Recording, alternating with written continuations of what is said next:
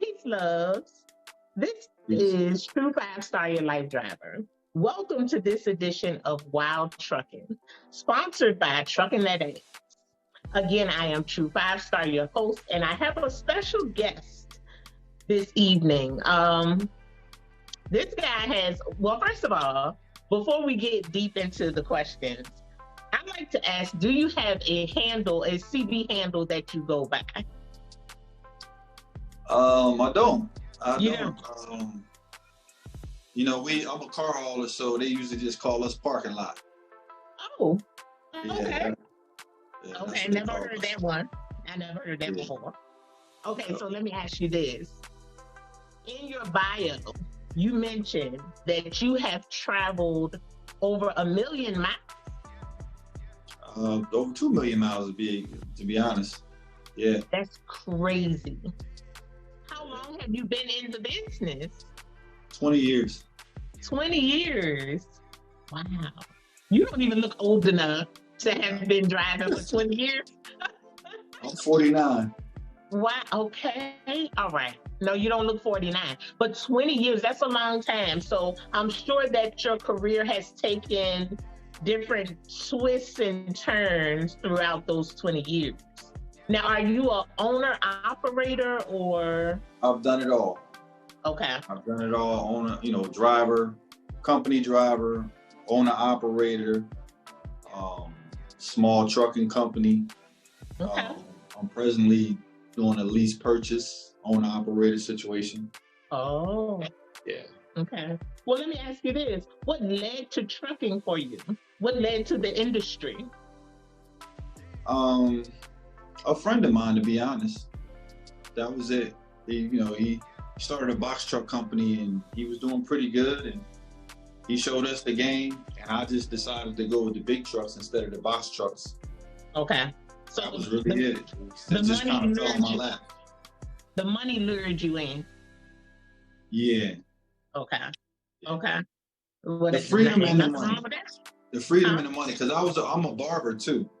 So the freedom of, being a barber all these years and then trucking with the money also, it was just like, okay, that was appealing to me. So I jumped in. Okay. That's a good way to pivot into another career. You already saw that your homeboy was making moves in the business, so you figured you would jump in, and it was a good move, apparently, because you've been successful. Yeah. So I had bumps and bruises along the road, but I'm here. That's natural. That's normal. That's a part of any process. Right. Before we started, though, you mentioned that you are now doing a little something different than what you were doing. You are now, no, you said you were back to driving. So at one point you was not driving anymore, and then you went back to driving. Tell me a little bit about that. How did that happen? Pretty much the trucking industry, where the state that it's in now, it's rough out here. It's rough out here. So I had 2 9-car haulers and 1 7-car hauler. Okay. And I would sit right here in this chair, just facing the other way, and do my dispatching, keep the guys rolling. I had drivers. Okay. I had one of the trucks was actually a guy that was purchased the truck from me and leased it on to my company. Okay. So I had 2 of my own trucks and his, but I dispatched all 3. Nice. And, the business just went, it went left. With the fuel prices so high, the rates, dropping, everybody's feeling the pain right now. So and it's been going on for a while. It's just, right now it's just coming to a head. Yeah. So I wound up, then, we got hit with repairs. Nothing major, but it was minor repairs that you can't get parts for. So now your truck is sitting for a month or 2, waiting for a part, and then, your driver's there. So it's just like you lose a driver, you got to pay for the truck to get fixed. After 2 months of losing income, and then one of the trucks, actually the engine went, so that was like catastrophic. Yeah. So that kind of led me back into the truck. And, That's where I'm at now. I'm outside. Okay, so you back outside. But Outside. tell me, when did you pivot from the driver's seat to dispatch? Well, I always from day one, I've always ran the whole show. Oh. So my story is, like I said, my friend was doing the box trucks, and it was a group of us, you know, guys, the gang. So we all, it's about 5 or 6 of us. He started the box trucks first. Everybody wanted to get in on it. The other guy started getting box trucks. I said, I'm gonna get me a semi and do something a little different. I didn't even have a CDL when I bought my first truck. Oh, okay. So I got my best friend at the time, he had a CDL. Me and him partnered up. Nice. He would drive the truck, and I literally learned how to dispatch, how to do everything from scratch. Nice. Learning, you know, mistakes, everything. And eventually, I wound up getting my CDL and getting in the team with my best friend at the time. And we ran team for a while. But while he was driving, I was over there on the laptop, or we'd stop at the, because back then you had to stop at the truck stop, put the Wi-Fi on, get on your laptop, and then, you know, print it out, or, you know, something like that. But yeah, so that's how I started. I just came right out the gate with it. I just learned how to yeah. That's a beautiful story. That's a boss testimony. Right. Boss testimony. We didn't have no choice back then. We didn't have a lot of these resources like we do now. And to get the information that these guys are getting now, like from your platform right here, a lot of people are going to learn from this interview. They're going to learn something. We didn't really have this back 20 years ago. Okay. You know, I think maybe a few years into my trucking, we had MySpace. You know, wow. Yeah. So you went way back. You had to go to the day room at the truck stop and talk to the truckers if you wanted this type of information. Okay. Which was a beautiful thing. I've heard truckers say the same thing, like the culture, because I believe trucking is a culture. Yes, it is. You agree? I do. Okay. So I've heard truckers say that the culture has changed tremendously in that way. One aspect was in that way, that drivers used to spend more time, like, you know, congregating and learning from one another, and you know what I mean? Enjoying each other's company outside of the truck. Now drivers are becoming more, I call it truckerized. I've heard several drivers tell me that, you know, it's just way different. Like, drivers don't look out for one another like they used to. They don't, you know, sit around and just, you know, shoot the gip. One driver said, we used to sit around and laugh and joke and tell lies, you know. He was like, they don't even do that anymore, you know. So I think that's a interesting turn of the culture, you know. But it just reflects what's going on in the world, period. Yeah, well, you know why that happened. Why? The everything that you just spoke of was a thing when I first started trucking. You know, you park at the truck stop. You know, you have groups of guys standing around talking.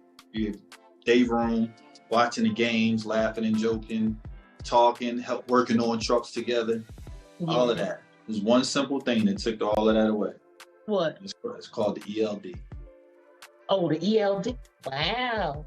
Because the timing, my trainer, I interviewed my trainer recently, and he mentioned that. He mentioned the difference in the timing. Yeah. Talk about it. Yeah, the ELD stripped the camaraderie out of trucking. Wow. And that's the simplest way I can put it. It's like, you know, we talk on the CBs, we might see, if I see a guy that's broke down, you know, I'm gonna say Interstate 8 down in, you know, Mexico, where you lose service. That's just off the top of my head, one of the places where you lose phone service. And you rely on your CB. And he could be over there on the side of the road with his flashers on. Now, this was 1990. He'd get on, you know, on the CB. Hey, drivers, you know, I need some help. Anybody going westbound, mile markers, et cetera, et cetera. Eventually, somebody's gonna pull over and help him out, right? Now, even if we wanted to pull over and help him out, that got that clock staring at you. That clock is telling you can't pull over and help this guy out. And you don't even know that he only needs a jug of coolant. And you got 3 of them in your truck. And all you had to do is just pull over and give it to him. Yeah. Wow. But when that clock is staring at you and you know you got an appointment time, that clock is controlling everything that you do. Yeah. That's why you see guys racing into the truck stop doing 30, 40 miles per hour. Because that clock is about to tick out and they don't want to get a violation. Yep.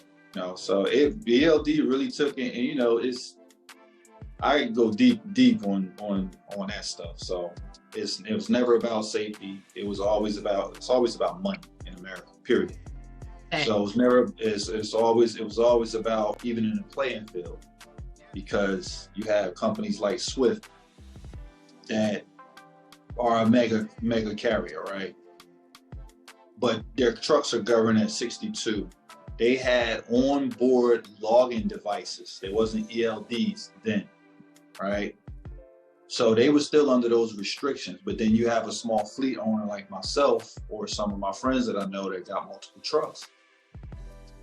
You as a driver will find us more appealing because our trucks are not governed. We run paper log, and you can get out there and you can make some money.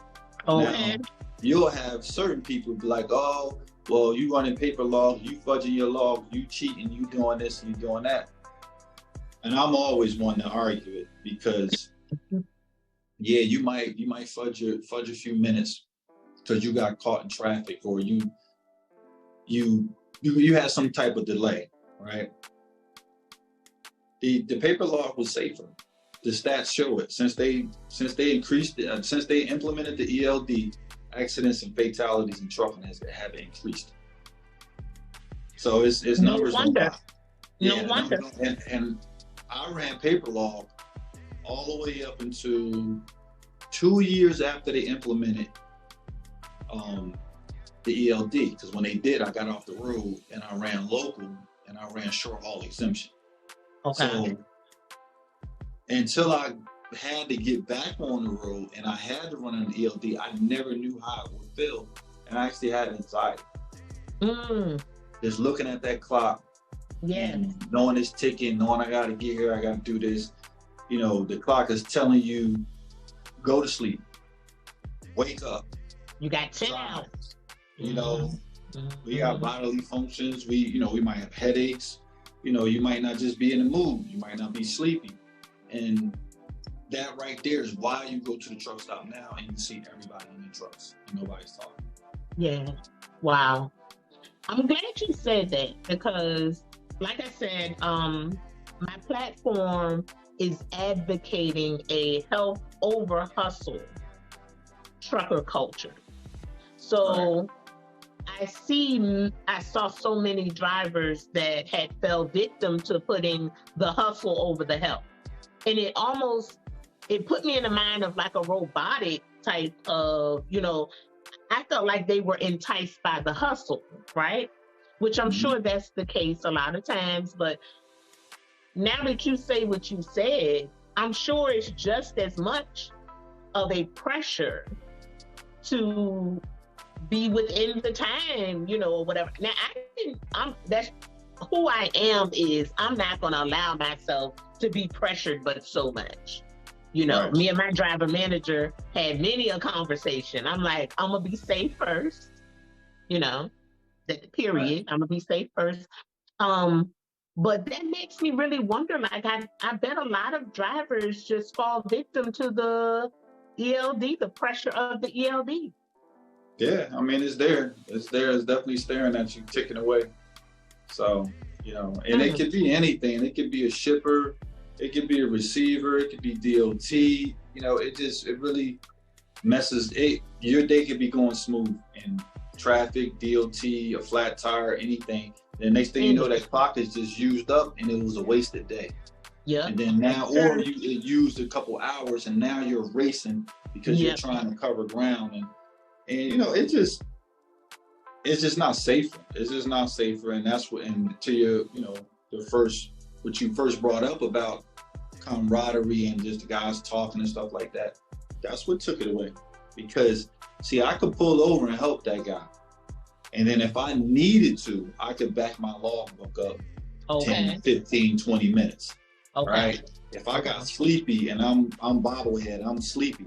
Right? Even though I'm fresh on my clock, I'm sleepy because, you know, we just be human. Right? I might have been up late, you know, arguing on the phone, who knows, talking with the kids or doing paperwork, anything, something that kept me up. But I still got to get the job done. So instead of causing an accident by pushing myself, because the ELD is going to push you, that's why the numbers are up. Yeah. So I pull over at the rest area, take me a 3-hour nap, get up and back my logbook up. Okay. Because I argue this one to the biggest platform, like paper log, even though we cheated on it, you know, everybody didn't cheat. Some guys did what they supposed to do. A lot of guys cheated. Just being real. Safer than ELD. Because now I'm not tired. Now I know I can just save myself 2 hours here, rest area, take a nap.